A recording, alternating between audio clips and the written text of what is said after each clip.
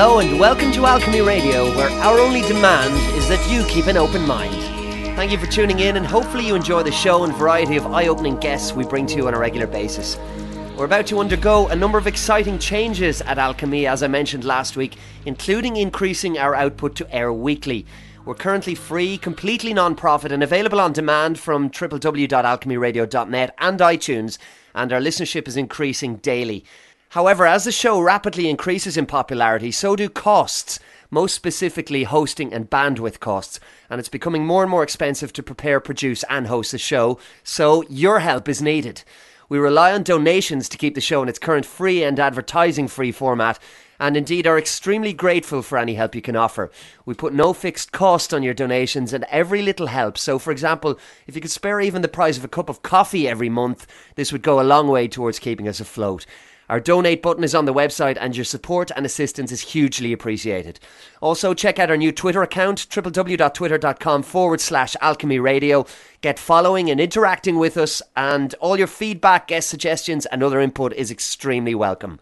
So, on to the show.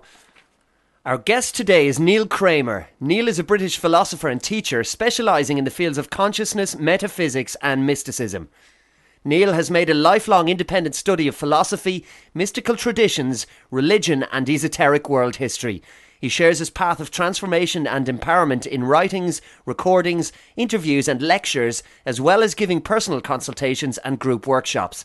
He's a frequent guest on leading alternative radio and internet shows, enjoying international audiences and enthusiastic support. His work regularly appears on cutting-edge media portals and is featured on television networks in the US, UK, Canada and Europe.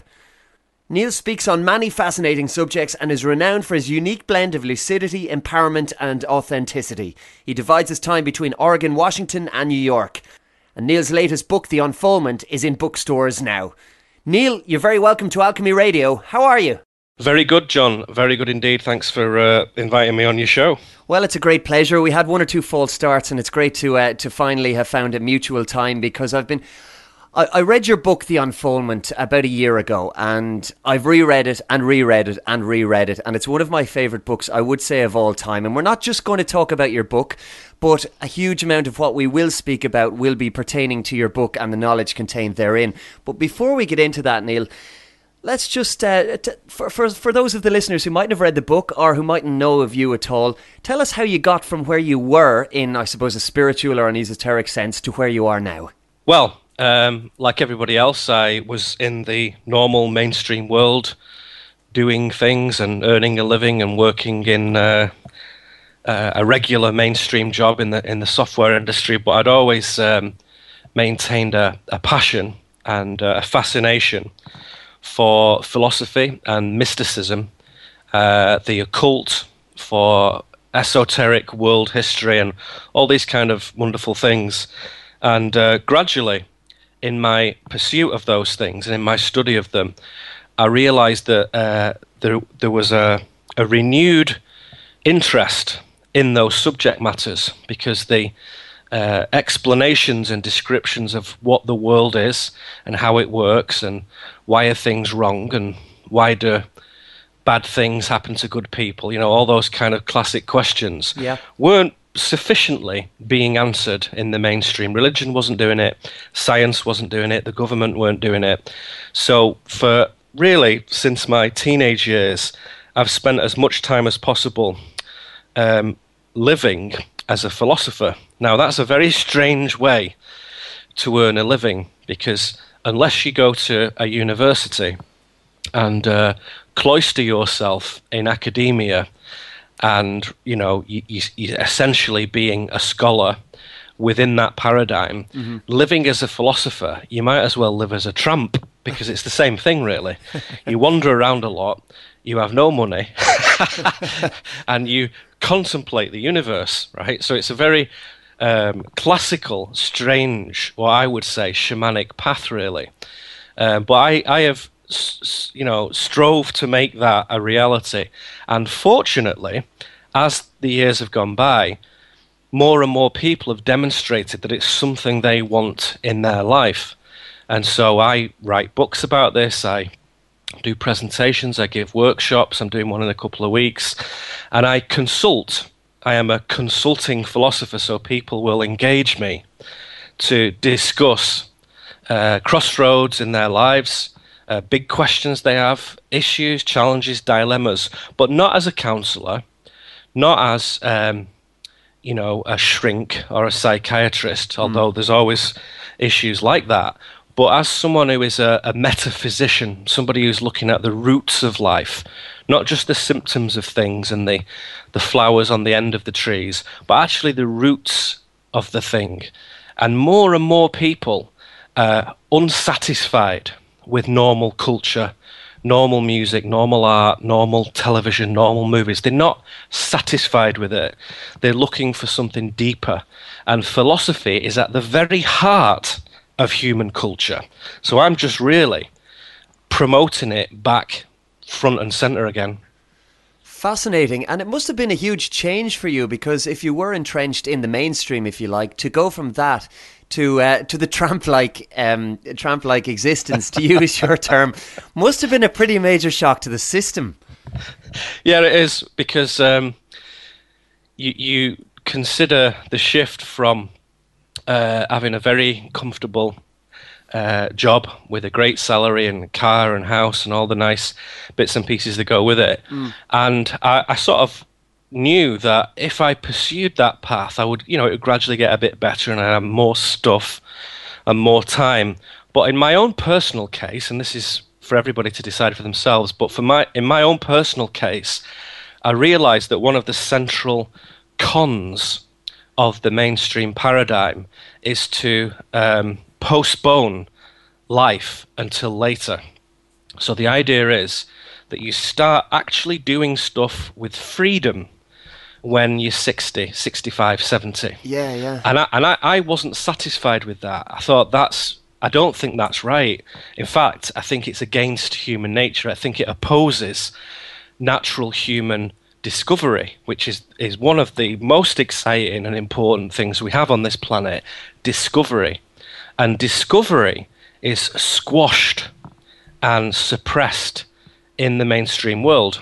It's something that you're told not to do. And in fact, the faster you get that out of your head, the more successful you'll be. Now, it's slightly different for a guy such as yourself, who has made his music and his art a part of his life and part of his job. So if you've managed to pull that off, well done. That is awesome. That is, really something. But you know as well as I do that 95% of the guys and girls we see out there are doing things every day that they don't want to do. Absolutely. And I think that is unnecessary and unnatural.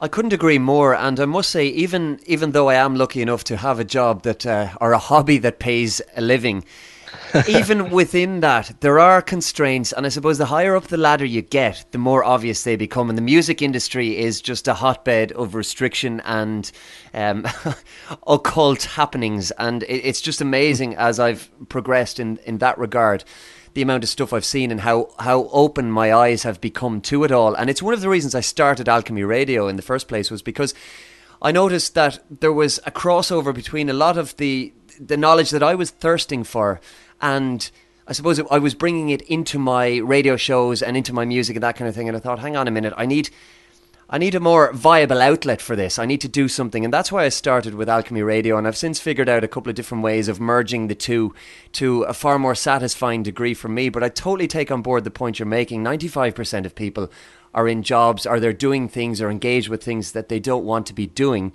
And that just can't be right. I mean, no matter how much money somebody has or how many things that they acquire, I really don't feel that anybody can be spiritually or deep down or subconsciously satisfied by that. No. Well, I would say that one of the key reasons of being in this incredible spiritual assault course, this survival training, this spiritual SAS training ground that is life on Earth, one of the big things about it is growth, is growing to be a better man, a better woman, and refining yourself, making your intellect sharper, making your conduct better, having more integrity, having more personal power, in the good sense of that word, like an oak tree or a tiger, to have this power inside you that transcends your normal form and becomes something very multidimensional. Sort of like, I often say, like Bruce Lee, this little guy transcends his normal musculature and transcends his normal ability of pounds per square inch by learning an esoteric art of how to move in a different way. And by so doing, Bruce Lee showed us that power is something that flows around us all the time, and it's something that we can harness. And the kind of power that he was harnessing, chi, is no different to the power that I often discuss with the people that I work with and on my journeys, which is another kind of power of consciousness. And it's essentially the same thing. It's just at a different frequency, you might say, a different oscillation. And it's this enormous energy that moves through the universe. And my view on it is that consciousness isn't something that we generate in our minds. It's something we channel through our minds. So consciousness flows with or without us, and it is constantly articulating itself through everything, all the things that contribute to that field of consciousness, the plants, the trees, the rocks, the animals, the sky, the clouds, the humans, the non-humans, all these different crazy orders of natural life contribute to this dimension of consciousness, to this non-local field of consciousness. And I have found that the only obstacle to having very great and deep and clear, powerful consciousness is misconceptions in our mind, is thinking in a wrong manner. And culture, in that respect, and I don't mean the nice, juicy, organic human culture.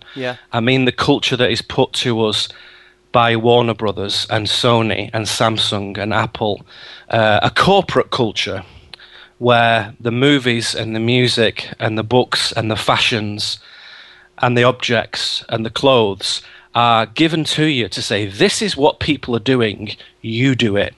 When we engage with that culture, we misconceive the world around us.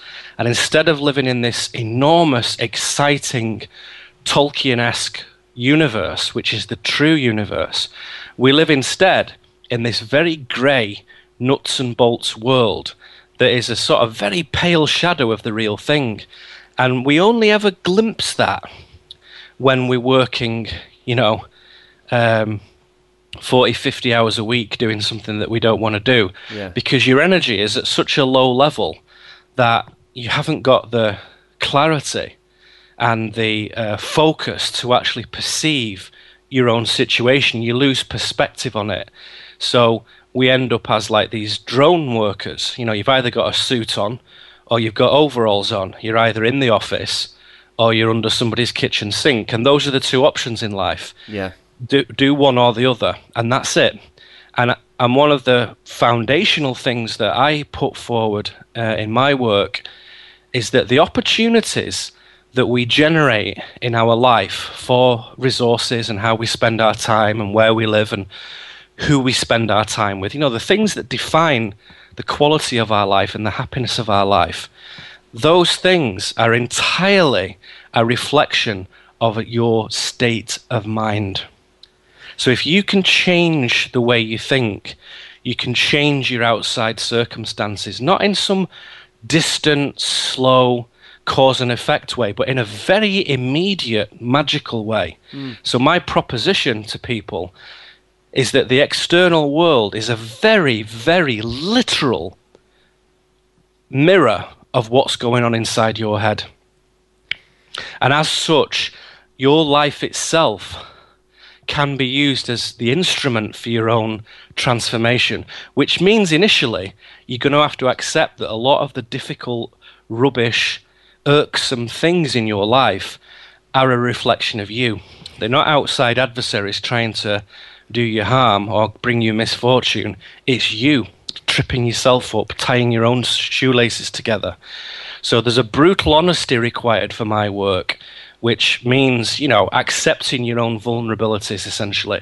But once you do that, you can then begin to paint a very different picture and a very different life, which is much, much more fulfilling and true, and full of discovery and adventure, which are two things, as I said before, that normally the mainstream machine culture, as I call it, tries to extract from life. Because if they take your adventure out of you and they take your discovery out of you, then you'll do what you're told. But when we have those inside us, we become very anti-authoritarian, very sovereign, very, very independent, very strong, very powerful, creators of our own destiny. So I think I know which path I prefer. Well, I think I'd probably subscribe to your path as well. But it's very, very interesting what you say, because it kind of evokes this imagery in my mind as you speak of a baby. And when a baby is born, energy flows through them and they know what to do. They don't speak a language, but they instinctively know what to do. And it's almost like the culture that you speak of, or society, or the control system, whatever term people want to put on it, it makes the baby almost forget. It teaches it a new language that doesn't allow the baby access to the keys to the universe or to the self or whatever it might be. And they forget what they were born with. And it's almost like reminds me of a relearning process, or relearning of a language, in a sense, when you're speaking, Neil. Was that what it was like for you, or is that the sense that you get from people when they go through this journey with you? It is, yeah. One of the things that happens when you get into the deep things of the world and the true things of the world is that you start to use a different kind of language. You start to use different words, different terminology and lingo, and you start to structure your sentences in a different way. And your vocabulary naturally enriches. Because, like when you're at school, if you went to a normal high school like I did, if your vocabulary was too flowery, you get beat up because people thought you were trying to be clever, Yeah, absolutely. I can relate to it. Yeah. So you had to fit in and use the common tongue, as it were. And as you progress in this, you realize that that's kind of funny and that's what kids do, but actually that's a reflection of cultural engineering. It's an effect of social manipulation, which is, don't enrich yourself beyond your station. Don't put yourself beyond your working class or middle class roots. Know what you are and just essentially repeat what your family have done for generations. That's the message. So what's radical about this is changing your language changes your life, right? And again, I'm not speaking metaphorically there or figuratively. Right. I mean that literally, because language is what we use to construct life, human life, at a very foundational level. And there is an argument to say that the building blocks of life itself are based in information. It's not molecular. It's not some funny little balls that stick together and we put them in a certain way, and that's hydrogen and that's carbon and this is this mineral and this is this chemical. Yeah. No, it's actually information. And that information is sculpted by language. So if you can communicate well and you can write and read well, you can think well, and your thoughts shape the world around you. So you try thinking of something just quietly in your own head without using language, right? And see how far you get. You won't be able to do it. Yeah. You can recall a feeling, you can recall an emotion, but to think of something in our heads, typically we use language. So owning your language is owning your own ability to articulate and think about the world and recreate the world and re-engineer it, redesign it.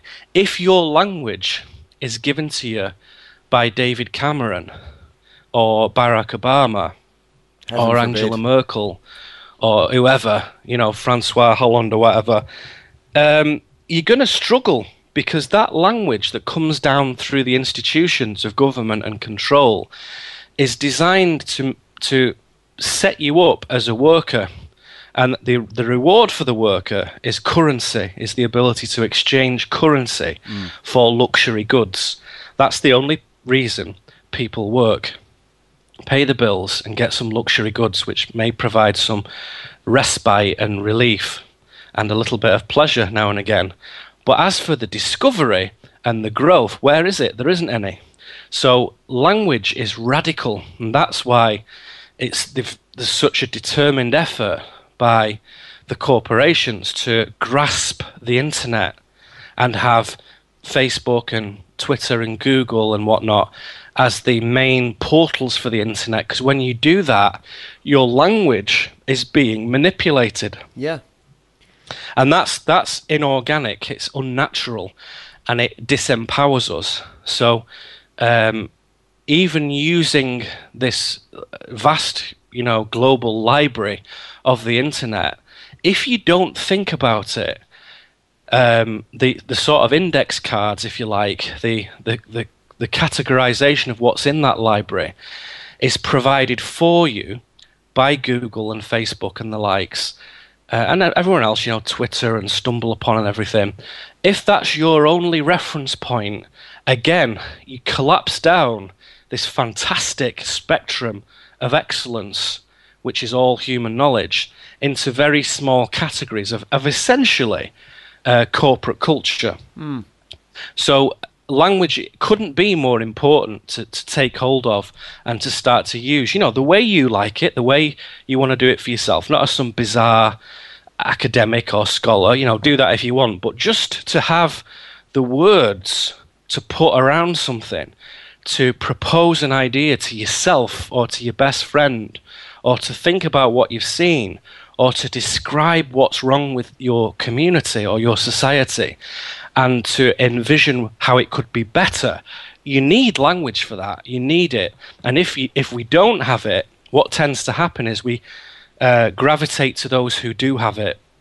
And the television tries to convince you that the people who have it best are the privileged, educated politicians. Yeah. And that's not true. That is not true. Well, it's absolutely not true. And I think that leads us on to authenticity, because while somebody might speak in the floweriest language imaginable, or people may perceive them to do so, i.e. politicians or news readers or whoever else it might be, that's really not the case, because there's nothing authentic behind the words that they're saying. So they are merely talking heads. And I think the key to it all, certainly for me personally, as I lead my life, it's to strive for authenticity and to be as true to myself and my gut feeling as possible. And I think television and the talking heads that we're speaking about distracts from that immensely. They do. Authenticity is becoming more and more of a buzzword, which is kind of funny, but good as well, because it asks the individual to consider, what do we mean when we say authenticity? And I would say that authenticity is what is aligned with your true nature and your true growth, right? So in the same way, if you were a tree, it would be authentic for you to seek out sunlight and space and nutrition, and it would be inauthentic for you to have chemicals around you and pesticides, or to have nails driven into your trunk or whatever. So very simply speaking, authenticity is what is natural, what flows, what is aligned with your core being, your inner truth, that we all have a sense of. And some people have a very vague sense of that, which is fine. It's still the same thing. Some people have a very clear idea and perception of it, which is also fine. It's still the same thing. We just get clearer about it. But once you start to have this authentic impulse, it changes your life, because it changes what satisfies you and what is acceptable in a very healthy, good way. So things that used to be okay, friends that used to be okay, pastimes that used to be okay, workplaces that used to be okay, when you bring your authenticity really online, that changes, and you become much more selective and determined to choose engagements in life, whatever they're with, people and things and situations, that reflect who you are and what you're doing. And the magical aspect of this, to use that word, the exciting aspects of this, is that the universe as a whole, let's say our world out there, is also trying to do the same thing. It is also growing. And even whether we're Catholics or, Presbyterians or Muslims or whatever, we tend to see creation, if we think of it in a divine context, as a completed product. It isn't, in my view, and in my esoteric study over the last 20 years, it isn't. It's a work in progress. So the creation, this enormous, beautiful world that we live in, full of terror and extraordinary beauty, all mixed up together, very fascinating. This world is a work in progress, and it is doing the same thing that we're doing. It has a perfection of sorts, and it has a definite beauty in its natural construction, but it's trying to refine itself all the time. And when it sees us doing that, it starts to recognize us, and it starts to help us. So when the universe knows that you are bringing your authentic impulse online, and you're trying to live as a better man, and you're trying to flow greater consciousness, to know the truth about things, to know the truth about 9/11, about government, about Earth history, about extraterrestrials, about your own heart, your relationship with your parents, about what you want, about your emotional maturity, about your intellectual education, all those wonderful things that shape our lives.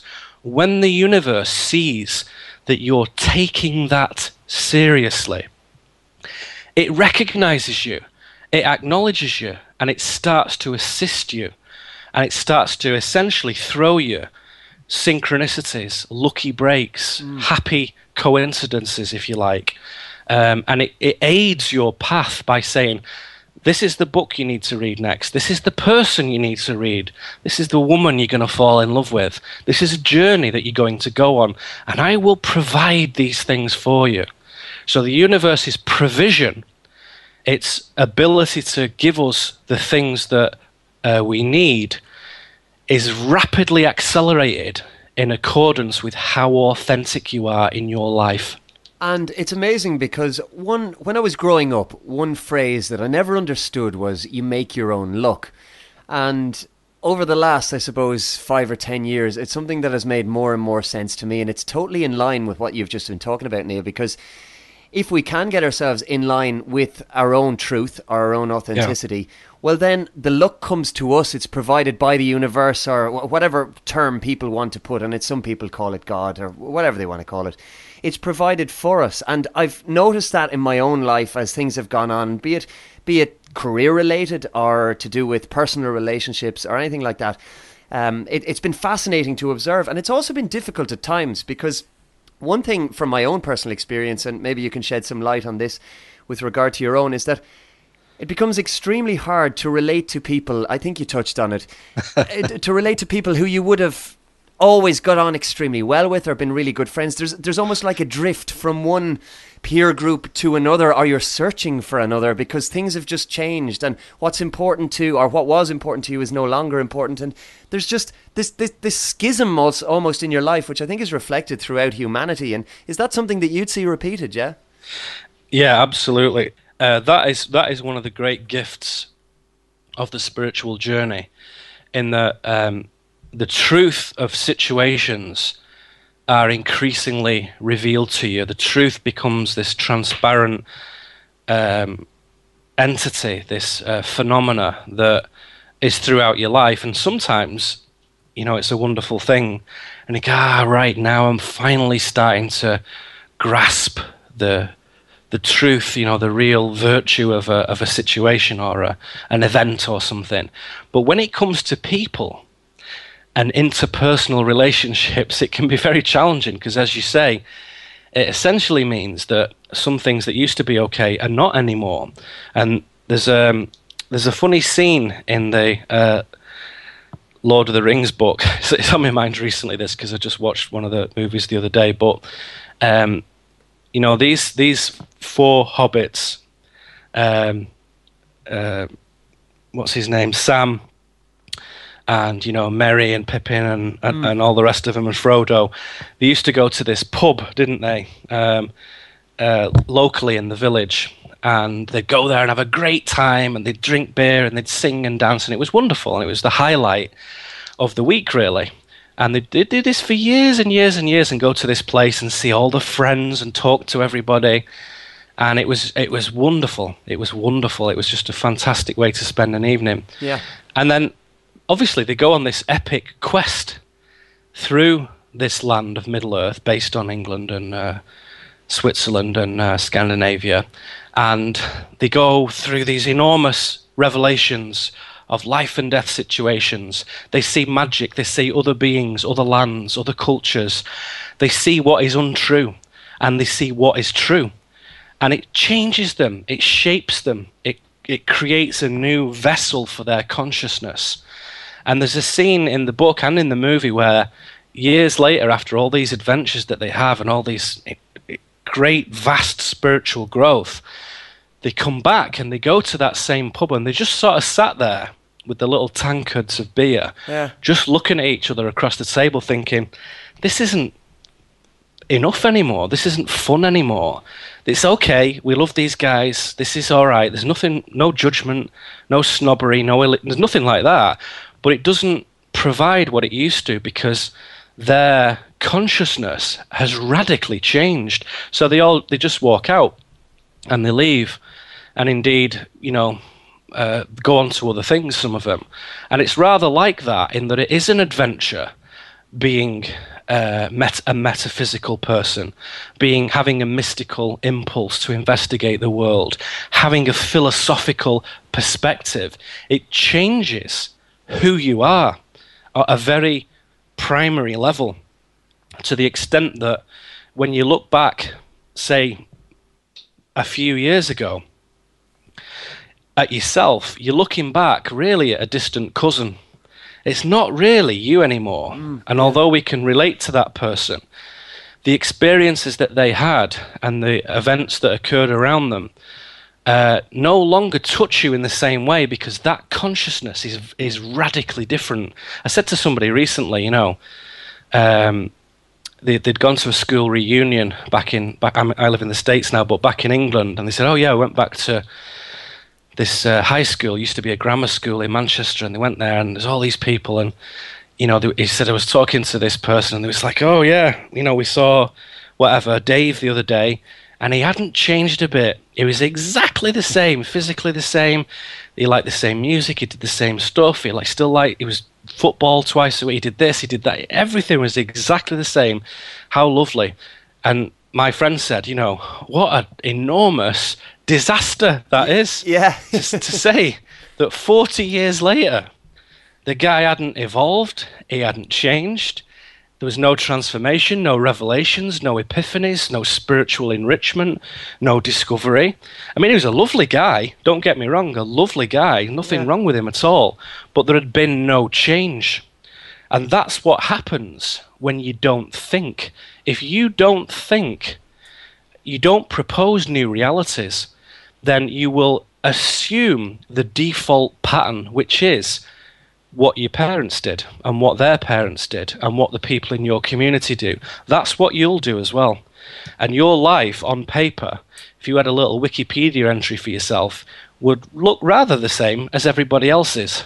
So I don't think that's a very interesting art project. It's like, here's a paintbrush and we're just copying someone else. Wouldn't it be more fun to invent your own art, your own styles, your own ingenious creations? Wouldn't that be more fun? And that's what philosophy does. It gives you permission to invent your own life. Absolutely. It reminds me of a time I was in school, Neil, and I would have been about maybe 14 or 15 at the time. And it was one of the turning points for me with regard to an awareness of the control system, for want of a better term. Yes. And I was in class, and it was art class, and we were told to draw basically a Christmas time snowscape or something to do with Christmas. That was our task anyway. It was around Christmas. We were sent home for the night to do that as our homework.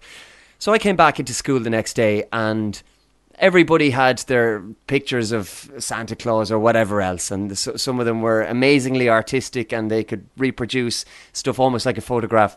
Now, I was never good at sketching, but I did enjoy the kind of outside of the box demands of art, or so I thought. I thought that's what art was about. So I arrived in anyway with a piece of card, a circular piece of card, about A4 size, and I had a slight little white triangle on it, and that was all at the edge of the circle. And the teacher, I handed it up, and the teacher said, "Well, what's this?" And I said, "Well, it's a close-up of Rudolph's nose." And as you can imagine, all hell broke loose, and there were meetings with the school principal and the headmaster and all this kind of thing. And I just remember thinking, I was so put out. I thought I had been kind of clever with it. I thought, right, well, I'll think outside the box. That's what art is meant to do. We're not meant to be constrained by anything. But on the contrary, the control system or the school or teacher, whoever it was, really came down on me like a ton of bricks. And I saw that repeated time and time again in the following years in school and in life. Even when I finished school and went to college and stuff, I saw the same thing repeating over and over again. And it made me more determined to do something about it, or to, I don't know, maybe rewire my own way of thinking. And it took one or two major incidents in my life to do that. But it usually does. It usually requires crisis to break us out of the old patterns. Yeah, and that's exactly what happened for me. And now when I look back, I think so much of what came before was almost like an illusion. And my life now is about dissolving the illusions, or being able to recognize them as they come to me and to learn to dissolve them. And I think your book, The Unfoldment, is a really good book for, I suppose, articulating that really, really well. Yeah. It really articulated it for me and what the journey was about, and I could relate to so much of it. And I really got a sense of what it was like for you on your journey. And you do speak about illusions and stuff. Can you talk maybe to us a little bit about that, about kind of dissolving or shattering the illusions that exist or that society or culture has built up for us and put in our way? Yeah, I would say that, nowadays most of us are familiar with the idea of conspiracy researchers and theories and whatnot. And I think, particularly for newcomers who look at this, it's a world you get bogged down in very quickly and easily, because there are some enormously important things to look at in there, and some works and teachings and revelations about the world that we need to know. But it's very much what I would consider shadow work, in that if you do it too long, the shadow begins to seep into you yourself. So just like anything else, you need to balance it out with light work, with work that is giving and powerful and radiant, and is creative and artistic and fun and excellent and amusing and gorgeous. So all these things need to be balanced. But in that shadow work, if people are listening to David Icke and so on, that kind of material, very important stuff there. And what people like David Icke does is he draws people attention to the fact that there is this single world government that is essentially opposed to human nature. And at first, that is such a vast concept for someone to get their head around that it's much easier to say, well, David Icke's a bit of a funny guy, got some issues maybe, and I think he might be exaggerating matters a little. So you put the book down and do something else. But as you go on, you realize that there's something very important in that. And you go back to hundreds of years of people of saying the same thing. And then you realize for thousands of years, the same observation has been made. And what is happening is that there's a growing realization that this world government, which is an empire, is much better thought of as an empire, is one single thing, and it always has been. So that empire stretches, let's take it from recent history, although it's considered ancient history in mainstream circles.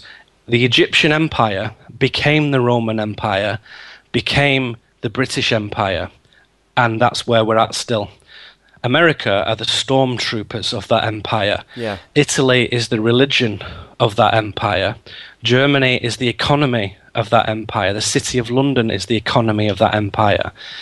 And it has all these facets and these regions and these different garments that it puts on throughout history. And of course, because we all have 80, 90, 100-year lifespans, if we're lucky, we don't really track it very well. We don't really track it very well. And those who do track it, the historians, cave in to the peer pressure of other historians and give only one account of what's going on. And it's a fake account. A fake account of Earth history. Absolutely wrong from start to finish.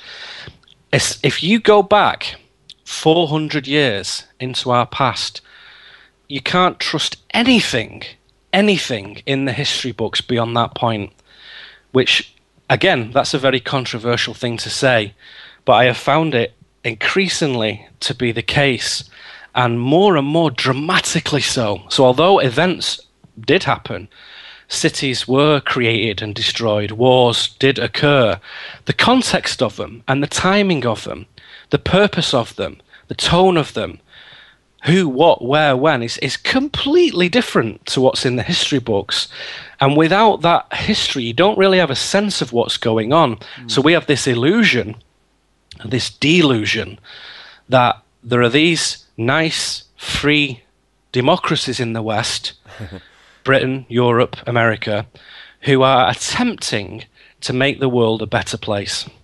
And then in the East, we have all these people with funny clothes who smell different and eat different things and have a different kind of culture, who were always fighting each other and who were like savages, really. And all these people in Africa who don't know how to look after themselves, and all these people in South America who are just in the jungle, you know, subsisting and whatever. And we have this very stylized, ridiculous view that is daily augmented on the BBC, on RTE, on CNN. Every single day, that fake view of reality, which bears no resemblance to the truth, is amplified through the television and the newspapers.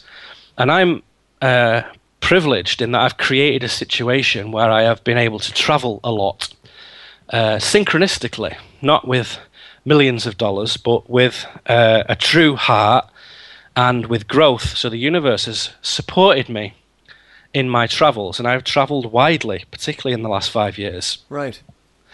And I do not see any similarities between what I see with my eyes and the eyes that I look into of other people when I move around this planet and what is on the screen and the page in mainstream culture. It bears no resemblance. So the question is, why would that be so different? Why would that be so artificial? Is it just because our reporters and media people are stupid and don't know how to depict a thing? Or is there something else going on?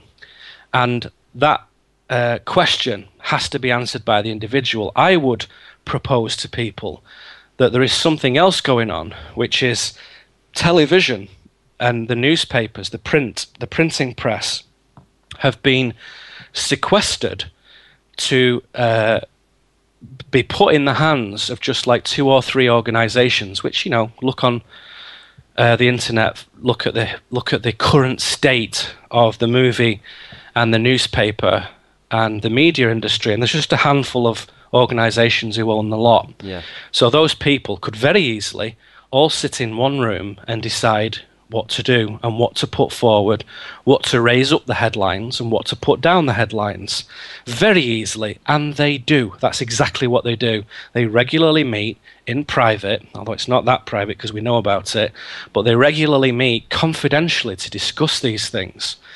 And you get the sense that one of the greatest manipulations, very subtle it is that the other people who attend that meeting from organizations we call think tanks are shaping culture by proposing ideas to people through the media, largely through fiction, through the movie industry. So those organizations are saying, we want to introduce the idea of cataclysm to people of earth-changing events through natural disasters. So we want 10 years, please, from 2005 to 2015 of that. We want that thrust in people's faces. And then that's exactly what happens over and over and over again. So these things don't organically occur. There's not an editor sat there thinking, well, what are the most important things going on in our state, in our country? Nobody's doing that. They're told what to yank up the top of that thing. And they're told through policy, and they're told through fashion of news. So who decides what's important? You know, why is it that the news every day is full of essentially war and sport and entertainment? Because I don't think that those constitute a very full picture of human life, of what's actually going on. I don't think those things describe it well at all. Sport, a lot of fun, but irrelevant. Entertainment, a lot of fun, but irrelevant. War, you're looking at a situation where things have already gone very badly wrong. What about everything else? Where is everything else? Where is human beings? Where is human life? Where is philosophy and psychology? Where are those things in the news? Where is the real human story of what people do and what they create and what they fabricate and what they fashion and what they harness? You know, where is that? There's none of that in the news, none at all. So the news presents a picture to human society to say, look, we're basically wrong. All we do is we grasp things as quickly as we can, and when that goes wrong, we fight other people for their stuff. And that's what humans do, and we're not very good. And again, that presents a negative picture to people to say, well, the world is broken, and there's nothing you can do about it. So get some nice stuff, get a nice place to enjoy it in, and just keep your mouth shut. So that's what the television is instructing people to do every day, particularly RTE and BBC, particularly because they are issuing a set of proposals and ideas based not on their own editorial policies, but on think tank constructs, which is to say, this is what we want the people concentrating on, and this is what we do not want the people concentrating on. And that sort of manipulation is rife. So in my book, The Unfoldment, I describe how that works and how to disinfect yourself, how to inoculate yourself against it, which, of course, one simple thing you do, you get rid of your live broadcast television. If you want a big screen, fine, whatever, enjoy that. You know, it's nice to watch what you want to watch, but don't watch live broadcast television. Do not watch live broadcast television. It does something to you. Even if it's a lovely nature program, don't watch it. Can you expand on that a little bit, Neil? In terms of the live broadcast versus, say, pre-recorded or something like that. Well, it's kind of like a little bit esoteric, this, but if you create, let's say, you're a violent, aggressive, abusive man, but you have a great talent for art, right? And you get your paintbrush and your oil paints and you go out and you paint this fantastic picture. Yeah.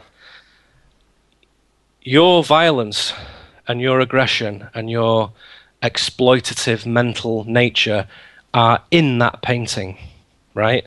So everything that you do, your conscious signature is embedded within the product that you create, whether it's a dream or a thought or a painting or a document or a television program or a piece of music or a ceramic, vase.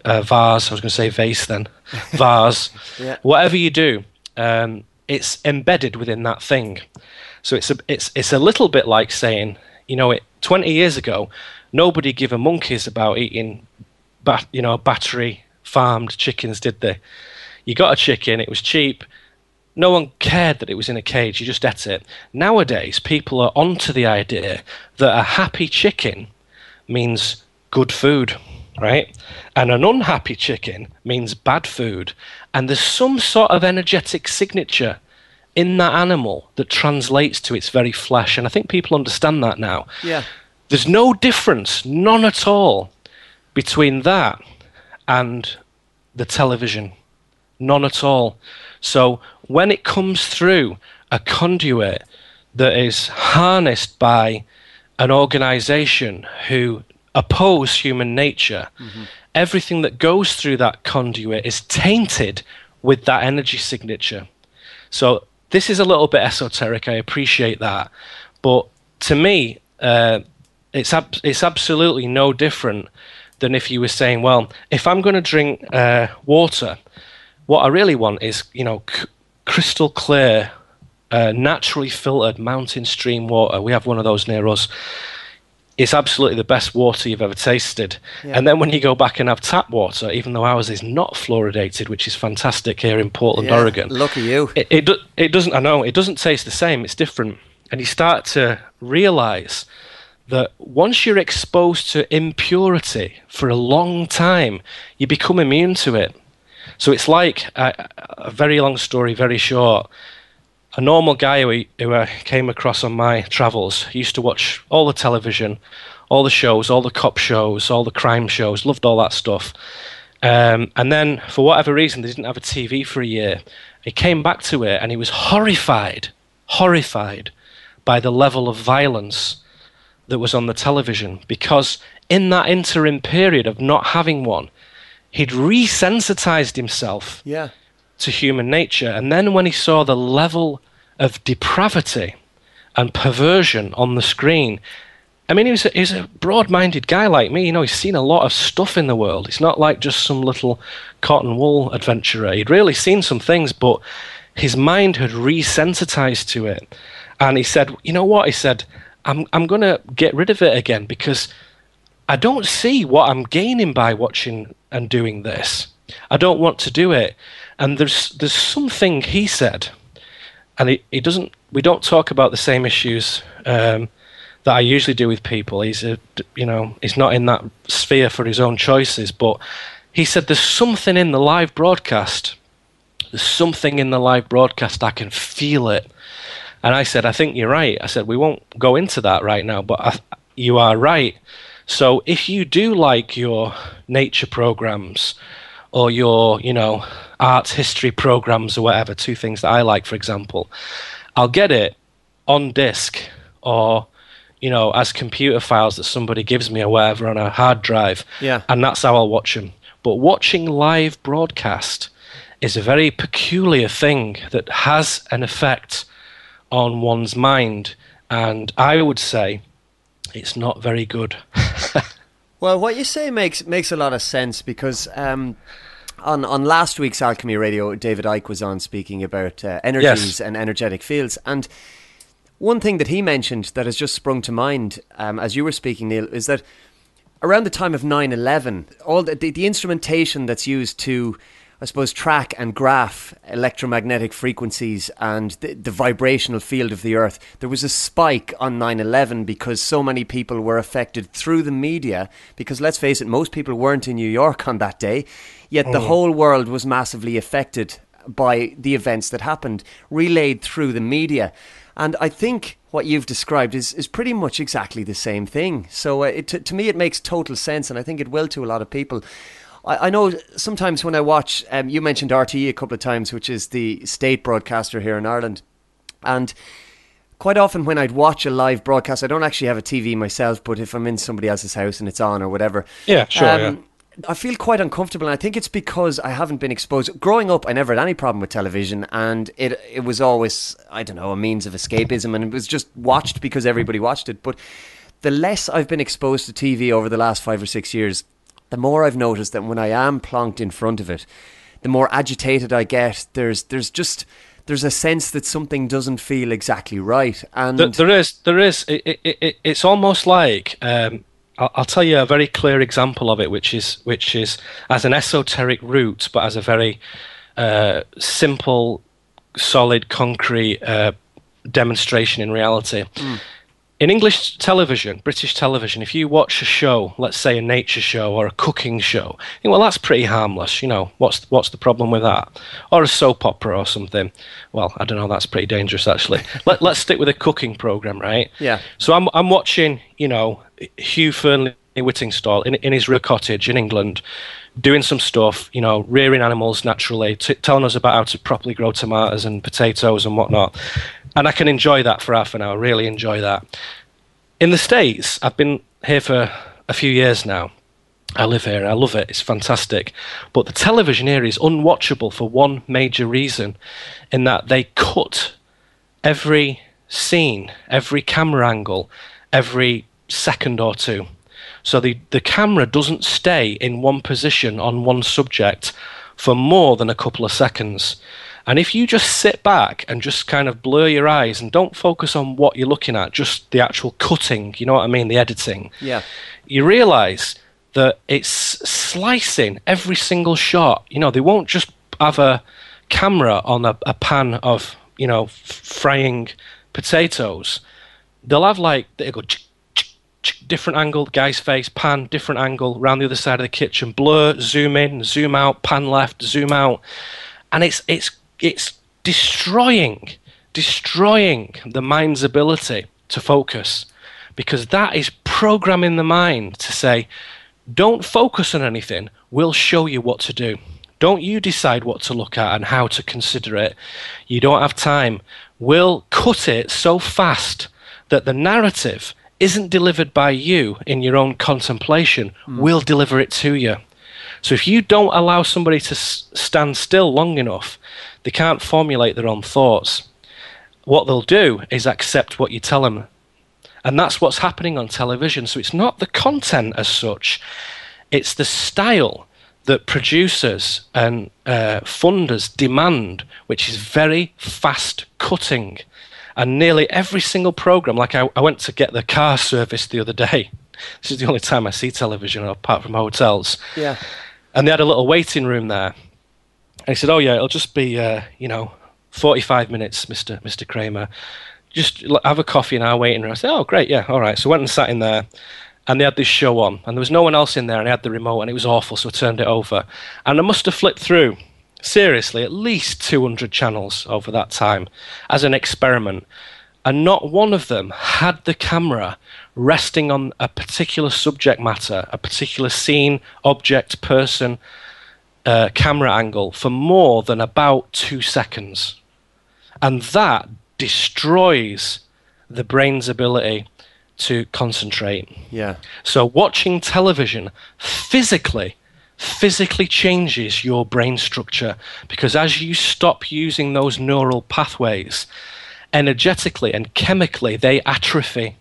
So when you watch television, it's physically restructuring your brain's ability to function.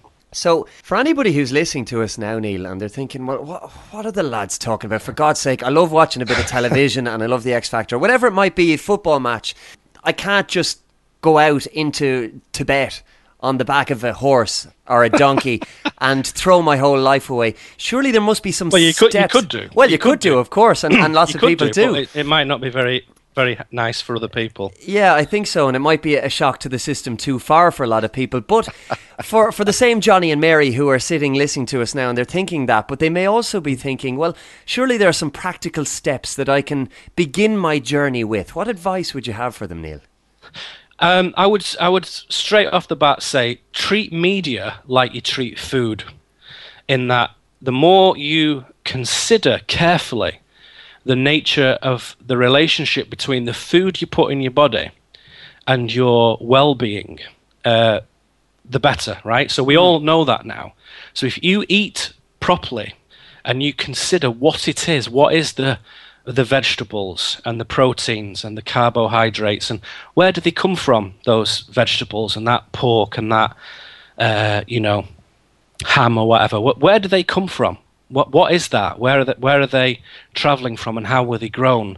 So we're on to the idea now that what we put in our mouths at breakfast and lunch and dinner and whatnot affects not only your physical health and your weight and your metabolism and your the chemical functions of your body, but also your mind, the structure of your brain, the maintenance of your brain, and your emotional well-being. You know, your serotonin and dopamine and all these extraordinary chemicals that flow around our body are largely fed and fueled by the medicine and the fuel and the compounds that we put into our body. So treating vegetables as medicine is quite an interesting thought, because your body might be trying to fix something and it's saying, look, we need this, this, this and this to fix that little problem. And you don't. All you keep doing is having a hamburger and fries. It's saying, well, we can't fix it if you don't give us the proper chemicals and components. So we've started to be cleverer now, and people are starting to live longer now. Old people are living a lot longer. Animals are living a lot longer. Yeah. Cats and dogs now live, I think it's 30% longer than they did 20 years ago, because we're actually feeding them properly now, right? Yeah. Now, if you do a little switch energetically, philosophically, to say, consider media as exactly the same thing, in that what you put into your brain has a profound effect on your entire well-being, on your entire body. There's no such thing as harmless television. There's no such thing as just a bit of fun. Well, it's only the X Factor. It's only Britain's Got Talent. It's only Coronation Street. There's no such thing as that. When you put something in your mind, it is embedded, enmeshed, burned in permanently. And so, are you going to put in trash, or are you going to put in beauty? Are you going to put in substance? Are you going to put in nonsense? Yeah. Do you know what I mean? So we all like a bit of humor and comedy and action movies.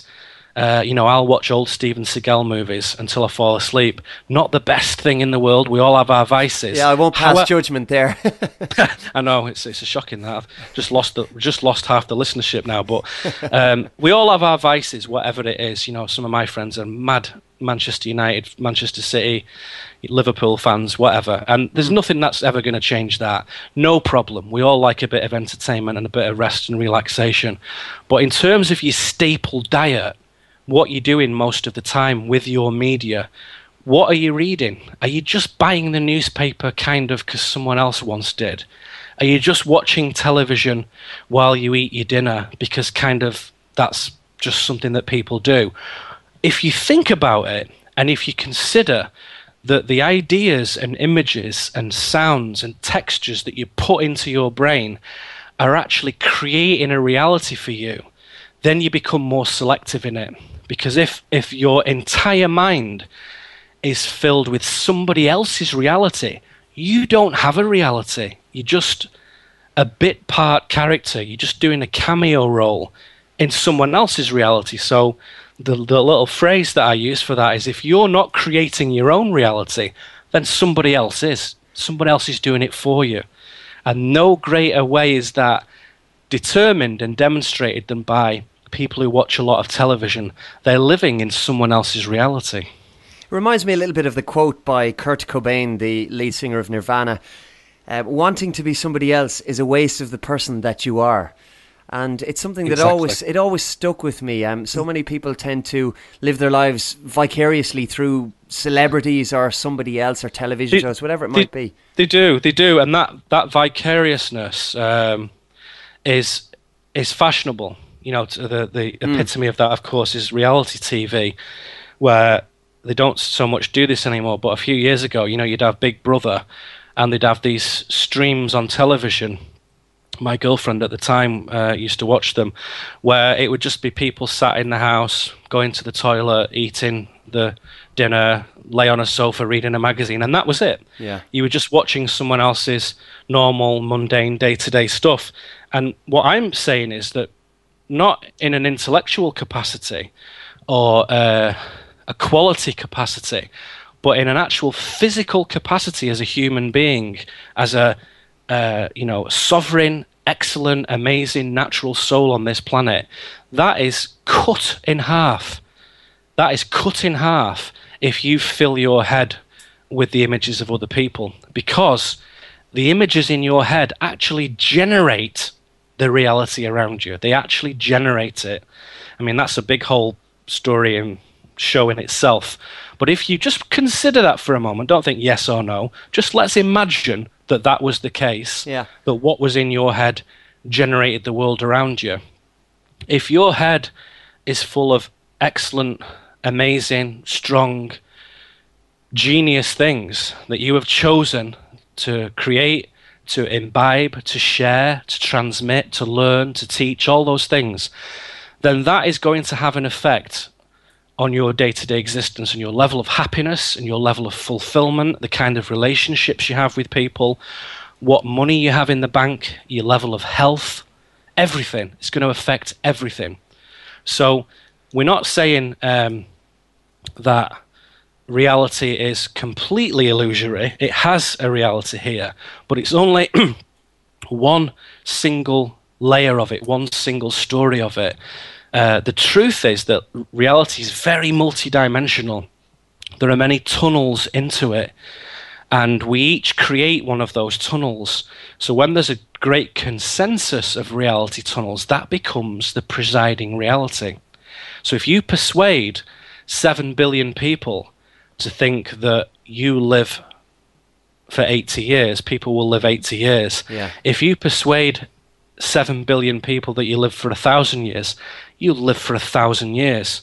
So what somebody believes in terms of the day-to-day lived experiential reality shapes the world around us, because consciousness is the thing, the sort of software that makes it all work. Consciousness is the juice, the energy, the programming language that makes this function, that tells it what to do. Yeah. So that consciousness, we, if we want to, can contribute and participate in how this is constructed. If you don't, then you don't contribute. You just experience what other people are creating. So our role as the author of this universal software is very little understood, and it's one of the things I try to bring out in my work and teach people how they can author their own existence by channeling better, greater, truer levels of consciousness in their own life. And it's such valuable work as well, because I think even if people can only take one little piece of information from our conversation, it's that things are not as they necessarily seem, and they're certainly not the way that the powers that be want us to see. And I think once people begin to question the journey, well, certainly for me, I can only speak for myself, but the minute I began to question, my journey began, in a sense, away from that control system. And the journey never ends, and I don't anticipate that it ever will. It does, and you might agree with me on this one, that initially, when you get the sense that things aren't the way that you've been told, and that some of those governments are not your friend, and some of those powers are not quite what you thought they were, it is very unsettling. It can be something that creates this thing we call cognitive dissonance. This you've held a belief for so long and suddenly it's turned upside down. It's very unsettling, and the impulse for a lot of people is to just think, no, that can't be true. That's just crazy, conspiracy, funny, crackpot stuff. No, that can't be true. Yeah. That's what happens when you're afraid that the rug is going to be pulled out from under your feet. But I don't know if you'll agree with me on this one, that if you push through that, it starts to turn the other way, in that suddenly life begins to make a lot more sense. And you start to go, oh, that's why that's the way it is. That's why that happens in the Middle East. That's why that's happening in Syria and Israel and America and Britain. That's why these things are happening in Dublin with the economy. Right, we understand. Right, I get it now. That makes perfect sense. I understand it.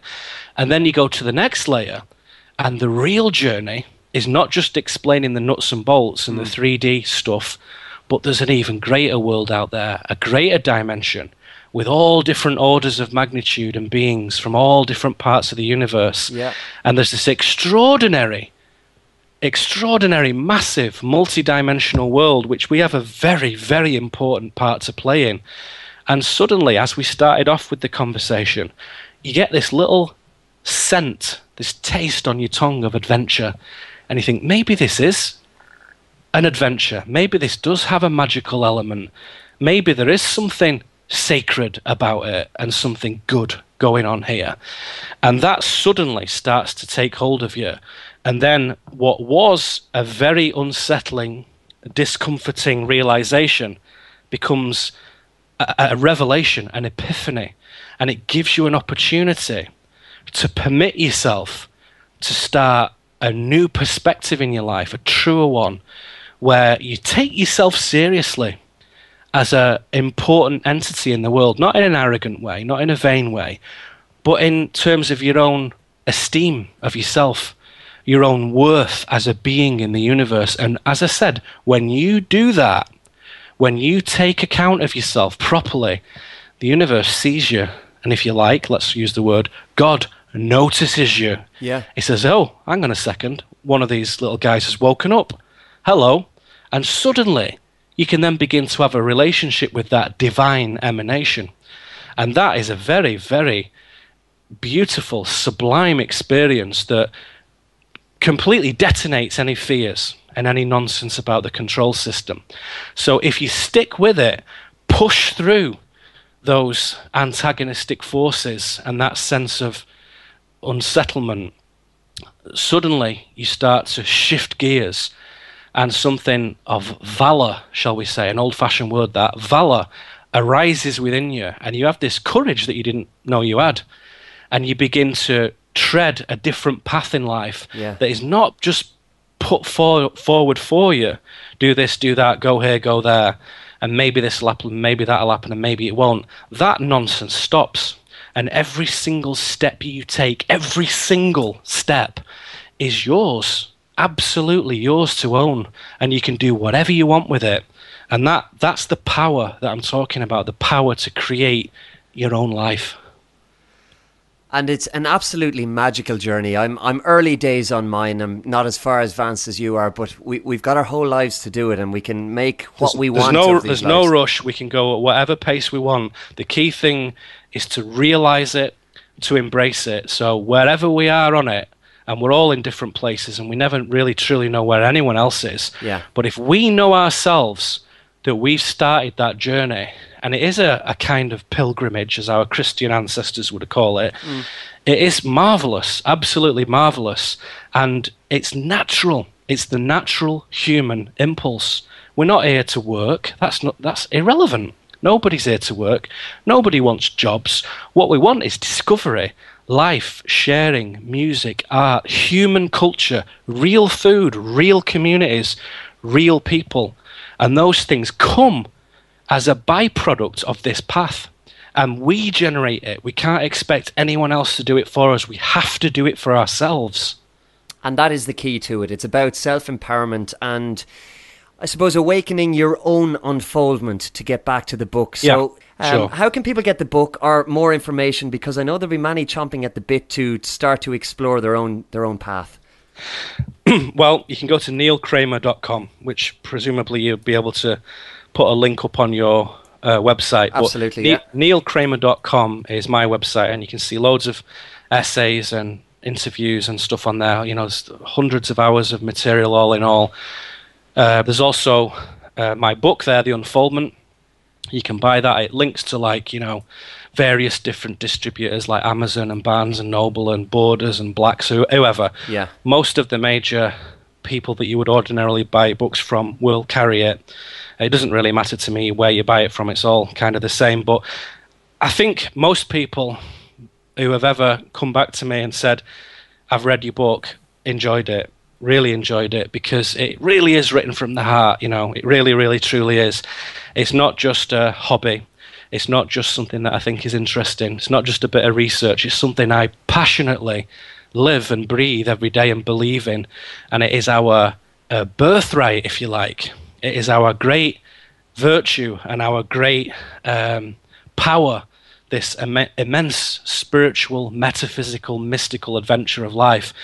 And essentially all authors who talk about these matters are trying to always explain something very ancient, some old wisdom, but in a new context. And in that sense, my book is no different. We're talking about very ancient principles, particularly if you're English or Irish. There are many resonances for those two lands in here, for our deep spiritual heritage. So neilkramer.com, you can find out everything you need to get there. So the book is The Unfoldment. There are workshops you can download. There's an audio book you can download, and you can find everything there. Well, I highly recommend the book. As I said at the beginning of the show, I've read it multiple times and will read it multiple more times. Neil, I have the power, you have the power, we have the power. It's been a huge pleasure having you on Alchemy Radio. I look forward to our next conversation, and thank you for joining me this week. Thank you, it's been my pleasure. Alchemy Radio.